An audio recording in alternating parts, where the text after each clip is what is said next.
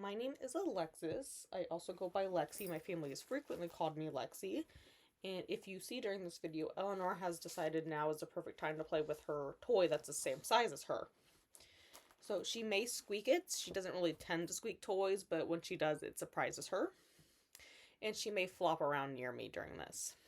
But I decided to finally do the BookTube Newbie Tag, and I have all the questions pulled up on my phone here. So we will get started. One is, why did you start this channel? So I've been following BookTube for a while, like probably 2 or 3 years at this point, and Meg with Books is the first person I followed, and I would occasionally watch her videos when they posted them, but that was really the only BookTube channel I was following for a long time. And then I want to say this year, I want to say April or May, could have been June, I'm really bad with remembering times, I started following Michelle's Library and Books with Lexi and doing their sprints when they had them, and I started really getting into it, and I started following more and more people in the BookTube community. And then I decided to start my own channel because I feel like it'd be easier for me to vlog my reading, because I was just writing it on my blog on WordPress, which is Lexi Rose Reads, same as my channel here. And I decided the reading recaps would be easier in a vlog format instead of just a blog format. I am doing both right now, where I will type out what I read and some minor thoughts on it, but for the most part my vlogs are more in-depth with how I'm feeling about my books and how I'm doing with my reading. But I just thought it would be fun. Question 2. What are some fun and unique things you can bring to YouTube? Well, I'm extremely awkward and I can be very, very sarcastic. And that's about my entire personality. I also have a tendency to ramble too much.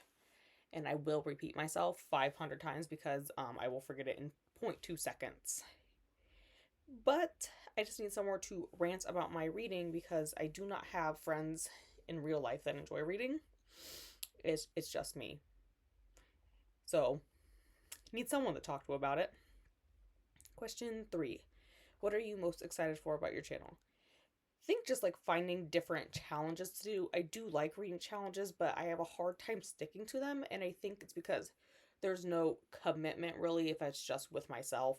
I feel like if it's in a vlog format, YouTube format, I am going to be more committed to actually going through with those challenges. Just like I have been doing the 24-hour timer challenge, and I'm doing it 3 times because I decided that would be a fun twist on it. So I did it once already with audiobooks, and I'm in the middle of doing it with physical books right now, and then the last time I'll do it with ebooks. But I think actually like recording and making it more of a commitment for me than it normally would be, because I probably would have given up halfway, like 6 hours into the audio one. I would have done one book and gave up on it. Number 4, why do you love reading? Well, it started back when I was 12. Like, I read in elementary school, like I read Junie B. Jones and I read the baseball card adventures, and I would read like a book a week because in elementary school our teacher would take us to the school library once a week, and we would get a book and I would read that book and return it the next week. And then I did that up until 6th grade when I was 12, and when my parents started going through a divorce, I started heavily reading, where I would just sit down like a day and just like read a book and just constantly read. It was an escape mechanism for me. And since then I've learned other like coping mechanisms for that kind of stuff. But now I read because it does help me escape, like when I'm stressed and stuff, but also because I do really enjoy the format of reading and reading physically, and that. I do not enjoy TV very much. I watch very little TV. And when I do have my TV on, it is a background noise because I can't just sit down and mindlessly watch a TV. It's boring to me. There's nothing there for me. Question 5. What book series got you into reading? So I did mention I was reading like Junie B. Jones and like baseball card adventures in elementary school, but when I was 12, what really, really got me into reading was Percy Jackson. And since then, I read that when I was 12 for the first time. I am 24 now, and I've read it at least every year since then. And I am currently on a reread of it right now, where I am on book 5. I haven't read all of his books, but I have read all of Percy Jackson and Heroes of Olympus and Kane Chronicles. And I do have the rest of his books that are out. Haven't gotten to them. It is a 2023 project, I decided. And now Eleanor has decided she's going to eat her dinner. So, excuse her eating here in the background. Number 6. What questions would you ask your favorite booktubers? No worries, I don't have anything right now. If I have a question, I'm going to ask you either on one of your videos, in a reading sprint that you're hosting, or I will find you on Discord if you have a Discord server, and I will ask you there if I have a question. 7. What challenges will be the hardest with BookTube? Remembering to actually record. Also, because I take care of my 8-year-old brother, because our mom works night shift 4 or 5 days a week. He can't be home alone. He's 8, so I live at home yet, and I take care of him overnight from like 6 p.m. to like 6 a.m. every day, or most days of the week. And he has a tendency to need things as soon as I sit down to record anything. I'll be in the middle of something and he feels the need now to talk to me, even if I asked him 5 minutes ago if he needs anything. So that's probably the hardest part, is that he is a little needy sometimes. 8. When did you start reading? Well, I mentioned that I really got into reading when I was 12, and I would read quite a bit. I really got into reading where I was reading like over 100 some books a year in the past like 2 years. But if we're talking, if this question is like, when did I learn to read? Probably 4. My parents held me back a year from kindergarten just because they didn't want me to be the youngest, because I have a weird birthday.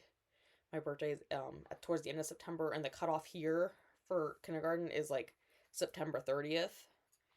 And so I could have been in kindergarten a year earlier, but I would have been the youngest by far. Like, usually people don't go past May for the kids. If you're like a summer birthday, they just hold you. Most parents just like keep you back for another year and then put you as one of the oldest kids in the next grade. So that's what my parents did. It's the norm here for us. Where do you read? I usually read in bed a lot of times, just because I do work from 7:30 to roughly 5 p.m. and it is a 30-minute commute. So I usually don't get home till 5:30, 6 o'clock, depending on when I clock out and stuff, because I don't have like a set schedule for when I get off. I work in the medical field. I'm an ophthalmic scribe, so it's whenever we're done with patients for the day is, and all my charts are saved, is when I'm going to go home. There is no, oh, I'll be off at this time. No guarantee, really. I've stayed as late as 6:30 before at work, and last week I was there until 7 one night, and the week before that I was there until 7 another night. So there's really no set time of when I'm going to get off. So most of my reading is done at night, so I do it in bed. But like on the weekends, like I haven't worked because it was Thanksgiving yesterday, and today's Friday after Thanksgiving, so we were closed. I haven't done any reading yet today, but yesterday I did reading like in the living room on the couch. But I also listened to a lot of audiobooks in the car, like on my commute, because it is 30 minutes. I might as well get an hour of audiobook time in a day. And question 10. What kind of books do you read? I would say thriller and fantasy are what I read anymore, but, or thriller and mystery, my bad. But, I have a tracker on one of my spreadsheets on Google where like it tells me a percentage, and I know I can do this on Storygraph. I've just always kept track of it on on Google, so that's where I'm keeping it. But I would say probably 50% of what I read is fantasy. It used to be like 100% what I read. I would say anymore it's probably about 50% what I read is fantasy. 30% is like mystery and thrillers, and 20% is all the other genres out there. I still do gravitate a lot towards fantasy, but I have been gravitating a lot towards mystery and thrillers. In fact, the book advent calendar I got this year, like little blind date with a book type deal, I only got mystery and thrillers for it, so we will see what I get out of that this year and which ones I have read. I haven't read like a ton of mystery thrillers, but I am getting more into those. But I still really do read a lot of fantasy, and I am in the middle of planning like my 2023 TBR, and a lot of what I want to read is a lot of fantasy and like I have a shelf over there. Most of it's fantasy. I can see like a few mystery thrillers. There's a few romance books like Red, White, and Royal Blue up there, and like The Love Hypothesis. But for the most part, it is straight up fantasy, and I realize I read a lot of fantasy, and a lot of the stuff I'm planning on reading in the new year is a lot of the fantasy books that I own that are very popular series that I haven't read it yet. Like, I've never read ACOTAR, but I bought today on a Black Friday deal the only book I was missing in that series that's published so far. So that is one of those series I am planning on reading in the new year. But I think that is all I have for today. I will probably jump off here before Eleanor drags out any more toys and brings them to me. What are you looking for, honey? Do you find your toys over there? I also do have a cat. Her name is Shelby. She is sleeping or sitting under the tree at any given point at this time. You find your squirrel? Yes, you find your favorite toy. Okay, yes, squirrel time. Take him. Just take him. Take him out of my hand. Yep, go take him and go play. So I am going to probably log off here and probably do some planning for my December TBRs and for the rest of my 2023 vague reading plans. Can't set anything too much in stone because I'm horrible like staying to a actual plan.